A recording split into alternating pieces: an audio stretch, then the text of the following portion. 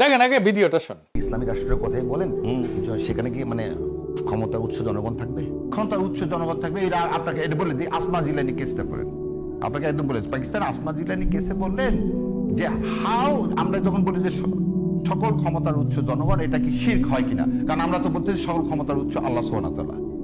আল্লাহ সুবহানাহু ওয়া তাআলা, you are the custodian to exercise this power. That's why আপনার নাম হচ্ছে আশরাফুল মাখলুকাত। আমি বুঝলাম, আপনি আশরাফুল মাখলুকাত।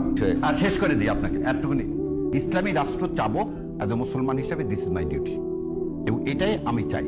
এটাকে মানুষ যদি বেশিরভাগ মানুষ পছন্দ করে আমাকে ভোট দিবে, পছন্দ না করলে ভোট দিবে না, এবং আমাকে যদি পছন্দ করে আমি কনস্টিটিউশনের মধ্যে সেটা ঢুকাবো, আর যদি আমাকে পছন্দ না করে ঢুকাবো না। রেফারেন্ডাম 77 সালে করলেন, এবং রেফারেন্ডামের ভিত্তিতে বিসমিল্লাহির রহমানির রহিম আল্লাহর উপর পূর্ণ আস্থা ও বিশ্বাস ঢুকালেন। এখানে অন্যায়টা কি হলো? এখানে আইডেন্টিটি, আমি তো মুসলমান মেজরিটি, আমরা ইসলামিক রাষ্ট্র, আপনারা ওআইসি করতেছেন, ওআইসিতে সাইন করতেছে, তাদের সমস্যা হচ্ছে না। সারা পৃথিবীতে কি আইডেন্টিটি সারা কোথায় বাঁচবে?